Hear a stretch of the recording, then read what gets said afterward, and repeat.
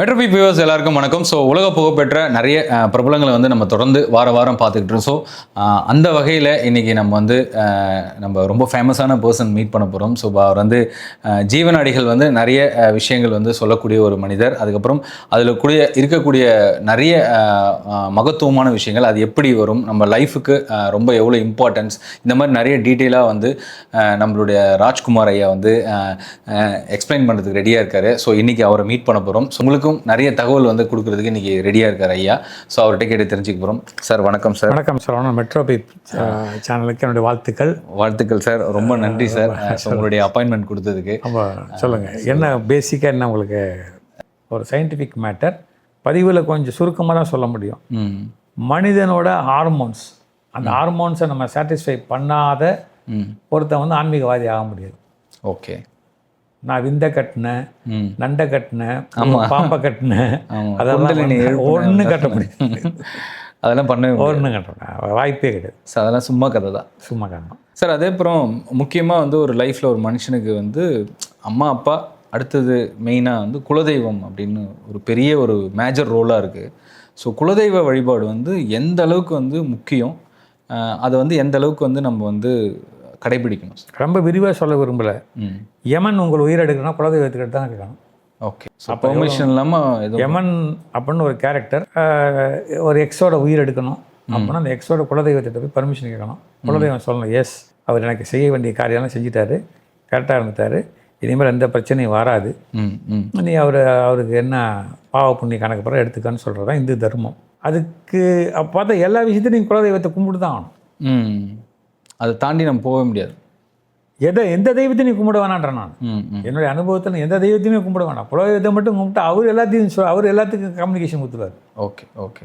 So அப்போ வந்து ரொம்ப மேஜராக வந்து குலதெய்வம் வந்து ரொம்ப ரொம்ப major, that is the only. Okay. மற்றெல்லாம் ஆன்சிலரி தான். ஓகே. மற்ற கோயில் நான் அந்த கோயில் போனேன் இங்கே போனேன்றலாம் தேவையே கிடையாது. ஸோ குலதெய்வம் ஒன்றுவே போதும், நம்ம லைஃப் வந்து லீட் பண்ணி போய்க்கலாம். சார் அதுக்கப்புறம் இந்த ஜீவனாடியில் இப்போ சில விஷயங்கள் வந்து முன்கூட்டியே தெரிஞ்சிக்குது, அப்புறம் இந்த பூர்வ கர்மாக்கெல்லாம் வந்து தெரிஞ்சிக்க முடியும், இந்த மாதிரிலாம் சொல்கிறாங்களே சார், அது எந்த அளவுக்கு உண்மை? தெரிஞ்சுக்கலாம் சார். நீங்கள் தெரிஞ்சிக்க முடியாது நான் சொல்ல. என்ன பண்ண போகிறீங்க? பூர்வ ஜென்மத்தில் சரவணன் வந்து தஞ்சாவூரில் சரபோஜி மகாராஜா கிட்ட நிதி அமைச்சராக இருந்தாருன்னு சொல்கிறேன். நீ போய் என்ன பண்ண முடியாங்க? ஒன்றும் பண்ண முடியாது. தெரிஞ்சுக்கிட்டு ஆனந்தம் தான் சார் பட்டேன், வெளியே கூட சொல்ல முடியாது. சொன்னாலும் சிரிப்பாங்க, அவ்வளோதான் சார். இன்னைக்கு நாளைக்கு நாளான்னைக்கு என்ன வாழ்க்கைக்கு தேவை, அதுக்கு என்ன பார்த்துக்க முடியும். சும்மா தேவையில்லாத விஷயங்கள்லாம் போட்டு மண்டையை குழப்பக்கூடாது. கண்டிப்பாக சார். அடுத்தது வந்து நம்மளுடைய வேண்டுதல்லாம் வந்து கடவுள் ஏற்றுக்கணும், கடவுள் பண்ணணும், அவர் வந்து நமக்கு நிறைய விஷயங்கள் செய்யணும். ஸோ ஒரு பொருளாக இருக்கட்டும், பொண்ணாக இருக்கட்டும், இதெல்லாம் கிடைக்கணும் அப்படின்னா ஒரு கடவுளை அணுகி நம்ம போனோம்னா எப்படி வந்து கோயிலை வழிபடணும்னு ஒரு முறை இருக்கும்ல சார், அது எப்படின்றது மக்கள் கொஞ்சம் எடுத்து சொல்லுங்கள். மனமே ஒரு கோயில். ஜோதிடத்தோட மீனிங்கே ஜோதித்து திடம் கொள். ஒரு அஸ்ட்ராலஜிட்ட பார்த்து, தம்பி ஐயா நான் என்னுடைய லைஃப் எவ்வளோ தூரத்துக்கு போகும், அவர் சொல்லுவார், தம்பி இவ்வளோ தூரம் போவேன், இதுக்கப்புறம் மேலே போவேன் கீழே போவேன்னு சொன்னால் அதை ஓரளவு நம்பிக்கிட்டு அதோடு இருந்தால் போதும். இப்போது இந்தியாவில் இருக்கிற அத்தனை கோடி மக்களும் ஒன்று தான் நினைப்பான், அவனும் அம்பானி ஆகணும், இல்லைன்னா பிரதம மந்திரி ஆக முடியுமா? முடியாது. அங்கங்கே இருக்கிற கஷ்டம் அவனுக்கு தெரியும். நிச்சயம். நம்மளுக்கு நான் எப்பொழுதுமே எல்லாத்துக்கிட்டையும் சொல்லுவேன், முதல்ல நல்ல ஹெல்த்தை கொடுக்க சொல்லு, காலைஞ்ச கை கால் 2 வேலை செய்தார் 4 வேலை செய்தார் பார்க்க சொல்லு, உன்னுடைய வேலைகளை நீயே செய்ய முடியுமான்னு பாரு, தேவையான அளவுக்கு பணம் இருந்தால் போதும். சார் 10 கார் இருந்தாலும் ஒரு காரில் தான் போகிறீங்க. கண்டிப்பாக. என்ன 10 பெட்ரூம் இருந்தாலும் ஒரு பெட்ரூம்லாம் படுத்துக்க போகிறீங்க இல்லையா? அளவுக்கு உண்டான விஷயங்கள் மட்டும் வேண்டுங்கன்னு தான் சொல்லுவேன். வேண்டுதல்களில் வந்து ஒன்றும் நம்ம ஒன்று ப்ராக்டிக்கலாக ஒன்று சொல்லட்டுங்களா, அங்கே போய் வேண்டுறதுனால நீங்கள் அந்த கடவுள் வந்து உடனே கேட்டு செய்ய போகிறது அதெல்லாம் ஆல்ரெடி ப்ரீஃபிக்ஸ்டு உங்களுக்கு. ஓகே. இதுதான்றது ஆல்ரெடி நிர்ணயிக்கப்பட்டது. அங்கே இருக்கிறது மந்திரத்தை வந்து யந்திரம் கீழே வாங்கி வச்சுட்டு இருக்கு. அந்த யந்திரத்துலேருந்து வர மந்திரங்களுடைய சக்தியை கம்மி பண்ணுறது தான் அந்த சேலை வச்சுருக்காங்க. ஓகே. உங்களை மேலே இருக்கிற நெகட்டிவை கம்மி பண்ணும். இதுதான் பேசிக். நீங்கள் போய் அங்கே என்ன வேணாலும் புலப்புங்க. இப்போ என்கிட்ட சொன்னால் நான் சிரிச்சிருவேன், கண்டிப்பாக. இல்லை அவர்கிட்ட சொன்னால் அவர் சிரிச்சிடுவார். இங்கே ஒரு ஒரு ஒரு சிலையை வச்சுட்டு இவர்கிட்ட சொன்னேன்னு வச்சுக்கோங்க, ஒன்றும் பேச மாட்டார் அவர். Right, okay, ton. டப்புன்னு ஒரு பூக்கு உழுதுச்சு வச்சுக்க, அவ்வளோதான், சூப்பர், கிடைச்சிட்டு போகிறீங்க. அதெல்லாம் ஒன்றும் கிடையாது. ஃபஸ்ட்டு நம்ம வந்து பிற மனிதர்களை நேசிக்க கற்றுக்கிட்டிங்கனாலே போதும். அன்பை பரிமாறணும். என்னோட குரு என்ன சொல்கிறாருன்னா, நீ பெரிய யாகம்லாம் ஒன்றும் பண்ண வேணாண்டா, எந்த யாகமும் நீ பண்ணாத. என்னதான் சாமி பண்ணுறது, 4 பேருக்கு வயிறார சாப்பாடு வாங்கி, வயிற்றுல ஒரு நெருப்பு இருக்குது பாரு, அதை அணைச்சனாலே ஒரு அஸ்வமேத யாகம் பண்ண அளவுக்கு உனக்கு பலம் இருக்குது. இதுதான் நான் ப்ராக்டிக்கலாக அனுபவிக்கிறேன். சார், அடுத்தது வந்து இப்போது இந்த என்ன சொல்கிறது, எதிரியே நம்மளோட ஒரு தொழிலாக இருக்கட்டும், இல்லை எல்லாமே ஒரு சின்ன சின்ன வேலைக்கு போனோன்னே அவனால தான் எனக்கு இந்த வேலை நடக்கலை, அவனால தான் எனக்கு இந்த பிரச்சனை, அவங்களால தான் எனக்கு என்ன ஒரு மனக்குழப்பத்திலே மக்கள் இருப்பாங்க. ஸோ இந்த மாதிரி விஷயங்களுக்கு வந்து நம்ம இந்த ஒரு நாடி மூலயமா நம்ம பார்த்து தெரிஞ்சிக்க முடியுமா? 100% தெரிஞ்சுக்கலாம். இவங்க இருக்காங்கன்றது தெரிஞ்சுக்க முடியும். இருக்காங்க, இவங்களுக்கு வந்து நம்ம என்ன வேண்டுதல் பண்ணால் அவங்க நம்மளை விட்டு போவாங்க, அதுக்கான பரிகாரம்லாம் கிடைக்கும். அதெல்லாம் நிச்சயமாக கிடைக்கும். சார், அதே மாதிரி இப்போ ஒரு சாதாரண ஒரு ஆள் வந்து நான் கோவிலுக்கு போயிட்டு நான் இந்த பரிகாரம்லாம் பண்ணேன், தேங்காய் உடைச்சேன், அர்ச்சனை பண்ணேன், நீங்கள் சொன்ன மாதிரி யாகம் பண்ண, இந்த மாதிரி விஷயங்கள்லாம் எடுத்து பண்ணுறாங்களே சார், இது வந்து எந்த அளவுக்கு வந்து நமக்கு வந்து அந்த பாசிட்டிவிட்டி கொடுக்கும், அது பிரயோஜனம்? கண்டினியூவாக 3 வேளை நீங்கள் சாப்பிட்றீங்க. ஓகே, லஞ்சு டின்னர் கண்டிப்பாக சாப்பிட்றீங்க. கண்டிப்பாக. அப்புறம் வந்து இந்த மாதிரிலாம் பண்ணும்போது இதெல்லாம் சில விஷயங்கள்லாம் நித்தியமாக எந்த பிரச்சனை இருந்தாலும் கவலைப்படாத பண்ணிடுறீங்க. ஆனால் ஒன்று மட்டும் பண்ண மாட்டேங்க, இதுல டெய்லி கோயில் போக மாட்டீங்க. கண்டிப்பாக. மற்ற மதத்தில் பார்த்தீங்கன்னா 3 வேளை தொழுதுருவாங்க. ஆமாம். என்ன 2 வேளை சாமி கும்பிட்டுருவாங்க. ஒரு ஞாயிற்றுக்கிழமை கோயில் சர்ச்சுக்கு போகிறோம். நம்ம அதெல்லாம் செய்ய மாட்டோம். நம்ம சுற்றி வருவோம்லே, வீட்டு பக்கத்தில் ஒரு விநாயகர் இருப்பார், கண்டுக்க மாட்டோம். வீட்டு பக்கத்தில் ஒரு கோயில் இருக்கும், அந்த கோயிலுக்குள்ளே போனால் கூட ஒரு 10 நிமிஷம் கூட இருக்க மாட்டோம். அப்படியே போயிட்டு இப்படி பண்ணிட்டு வந்துடும். அதை பண்ணாத.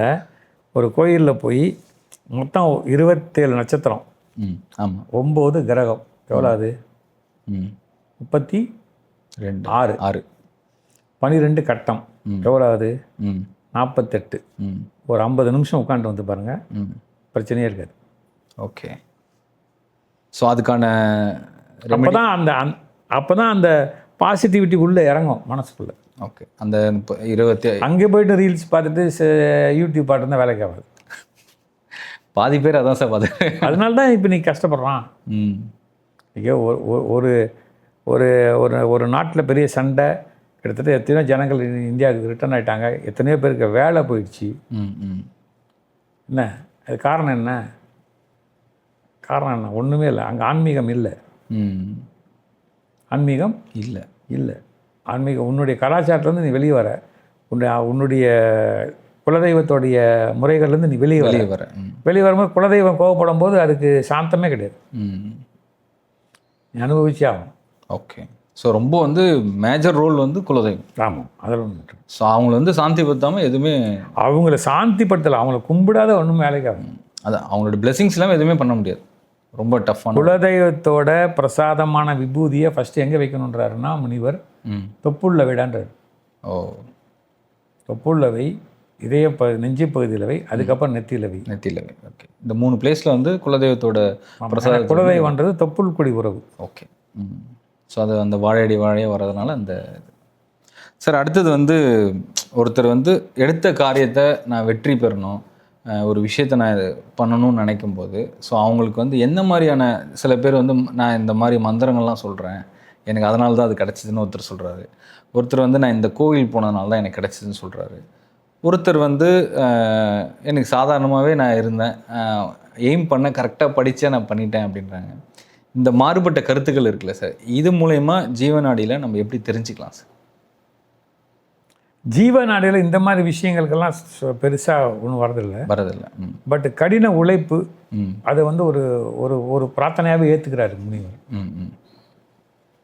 கடின உழைப்பு பிரார்த்தனையாகவே ஏற்றுக்கிறாரு. ஒரு பர்டிகுலர் கோயில், ஏதாவது ஒரு கோயிலில் அன்றாடம் போய் ஒரு சின்ன சின்ன வேலைகள், சேவா தத்தின்னு சொல்கிறோம்ல, ஆமாம், அது ஒத்துக்கிறாரு. மனசில் இருக்கக்கூடிய எண்ணங்கள், அந்த எண்ணங்கள் தூய்மையாக இருந்துச்சுன்னா, நான் சொன்ன முன்ன 2மே தேவையே இல்லை. ஓகே. அது ஆட்டோமேட்டிக்காகவே வந்து ஆட்டோமேட்டிக்காக அவரே வந்து உங்கள் மனசுக்குள்ளே பூந்து கரெக்டாக பாதி கூப்பிட்டு போயிடுறாரு. அதை நிறைய பார்த்துருக்கேன். ம் ம் ம் சரி, அதுக்கப்புறம் வந்து பார்த்தீங்கன்னா ஒரு பில்லி, சூனியம், ஏவல் இந்த மாதிரி விஷயங்கள்லாம் இருக்குல்ல சார். நல்லா இருந்தாருப்பா, திடீர்னு இந்த மாதிரி ஆயிட்டாரு, அவருக்கு யாரோ சூனியம் வச்சுட்டாங்க, இந்த மாதிரி பண்ணிட்டாங்க, இவர் நல்லா இருந்தார், இந்த மாதிரி திடீர்னு அவர் யாரும் கண்ணு பட்டுச்சுன்னே தெரியல அப்படின்லாம் சொல்கிறாங்க சார். இந்த மாதிரி விஷயங்களை வந்து எப்படி வந்து ஜீவநாடியில் தடுக்க முடியும் சார்? பில்லி, சூனியம், ஏவல், காற்று, கருப்பு, பேய், பிசாசு இது எதுவுமே கிடையாது. இது எல்லாம் மனப்பிராந்தி, எதுவுமே கிடையாது. அவன் வந்து போய் ஷேர் மார்க்கெட்டில் இன்வெஸ்ட் பண்ணுவான், கவுந்துப்பான், உடனே எனக்கு சூனியம் வச்சுட்டான்பானா. பில்லி சூனியம் வச்சுருந்தா நேரம் அமெரிக்காவில் ட்ரம்ப்பு வந்து 2 பிளேனு போட்டு கூட்டின்னு போயிட்டுருப்பார் நம்மளெல்லாம். என்ன கண்டிப்பாக புரிஞ்சுங்களா? இந்த பக்கம் ஈரான்காரன் ஒரு 10 பிளேனை விட்டு கூப்பிட்டு போயிருப்பான். நான் ஒரு 5, நாங்கள்லாம் ஒரு 5, 6 எண்ணெய் கிணறை வாங்கிட்டு பேசுறதுக்கே டைம் இல்லை சார், வேணா போயிட்டு ஆடுறோம். அதெல்லாம் ஒன்றும் கிடையாது. முட்டையை மந்திரிச்சு வச்சுட்டான், பொம்மையை மந்திரிச்சு வச்சுட்டான். ஆமாம். அப்புறம் வந்து என்கிட்ட ஒரு பேட்டியில் கேட்டாங்க, ஓகே பேய் இருக்குதுப்பான்னு. என்ன சார் சொல்கிறீங்க? நாங்களாம் 35 வருஷம் முன்னாடி பேயை பொண்ணு பார்த்து கல்யாணம் பண்ணி கூப்பிட்டு வந்து என்ன நிம்மதியாக வாழ்ந்துருக்குறோம். நீ உனக்கு ஏதாவது பிரச்சனை சொல்லி இன்னொரு பேய் ஒன்று கல்யாணம் பண்ணாது. என்ன அதெல்லாம் ஒன்றும் கிடையாது. பேய் பிசாசெல்லாம் அதெல்லாம் ஒன்றுமே நம்மளை விட பெரிய பேயோ நம்மளோட பெரிய பிசாஸாக இருக்காது. ஸோ அது வந்து அந்த அவங்களுடைய டைம், அவங்களுடைய மனோ வியாதின்னு சொல்லாமல் இல்லை மனசு இருக்கிற பயம்னு சொல்லாமல் எனக்கு தெரியல எனக்கு. ஸோ மனசு வந்து மேஜர் ரோல். ஆமாம். இப்போ சுடுகாட்டில் ஒருத்தர் இருக்கிறாரு, அவர் வர பணங்கள்லாம் வாங்கி அழகாக எரிச்சு போட்டு ஜாலியாக உட்காந்துட்டு பிரியாணி சாப்பிட்ருக்கிறாரு. அவருக்கு எந்த பேய் வந்து பிடிச்சிச்சு? ஓகே, கண்டிப்பாக இல்லை. ஸோ அதெல்லாம் ஒரு மாதிரியான கட்டுக்கதை தான். கட்டுக்கதைல கதையே கதையே நல்லா தான் இருந்தார், திடீர்னு வந்து வீட்டாண்ட ஏதோ பார்த்தோம், அதனால தான் இப்படி ஆயிடுச்சு, அந்த மாதிரிலாம் சொல்கிறாங்க. சில நேரங்களில் சார் உடம்புல சத்து குறைவாயிடும், ரத்தம் குறைவாயிடும், என்ன சாப்பிட மாட்டான், ஊறப்பட்ட விரதம் இருப்பான், மெடிக்கல் செக்கப் பண்ணியிருக்க மாட்டான். அவனுக்கு வந்து சாதாரண ஒரு மெடிக்கலாக சொல்கிறவங்களுக்கு ஒரு பி காம்ப்ளெக்ஸ் கம்மியாக போச்சுனால போதும், அவன் மைண்டு மூளை வேலை செய்யாது. ரத்த அளவு ஒரு குறிப்பிட்ட அளவு கீழே போயிடுச்சுனால மூளை அவனுக்கு எல்லாமே வேலை செய்யாது, சோம்பேறியாகவே இருப்பான்.